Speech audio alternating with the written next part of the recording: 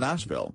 Loretta Lynn, the iconic singer and songwriter whose frank songs about life and love as a woman in Appalachia pulled her out of poverty and made her a pillar of country music, has died. She was 90. Lynn's family said she died Tuesday at her home in Hurricane Mills, Tennessee.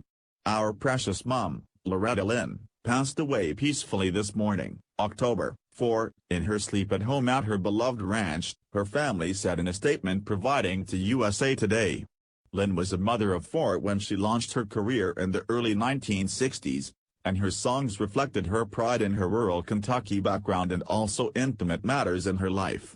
From her difficult, worrying childhood to fights with her husband, her songs also brought messages of women's liberation without ever mentioning politics, helping change long-held notions about gender roles.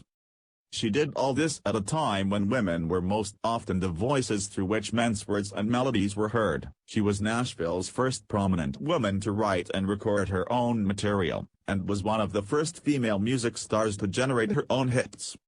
Sorry girls, he's taken now. Loretta Lynn and Kid Rock got married over the weekend. Her biggest hits came in the 1960s and 70s, including Coal Miner's Daughter, You Ain't Woman Enough, The Pill, Don't Come Home a-Drinkin', With Lovin' on Your Mind, Rated X and You're Looking at Country.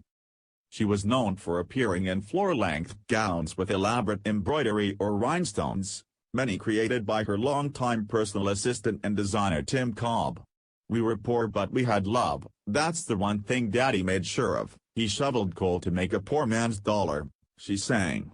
Coal Miner's Daughter, also the title of her 1976 book, was made into a 1980 movie of the same name. Sissy Spacek's portrayal of Lynn won her an Academy Award and the film was also nominated for Best Picture. Her honesty and unique place in country music was rewarded. She was the first woman named Entertainer of the Year at the genre's 2 major award shows, first by the Country Music Association in 1972 and then by the Academy of Country Music 3 years later. It was what I wanted to hear and what I knew other women wanted to hear, too, Lynn told the Associated Press in 2016. I didn't write for the men, I wrote for us women. And the men loved it, too. In 1969, she released her autobiographical song Coal Miner's Daughter, which helped her reach her widest audience yet. Long after her commercial peak, Lynn won 2 Grammys in 2005 for her album Van Leer Rose, which featured 13 songs she wrote, including Portland, Oregon About a Drunken One-Night Stand.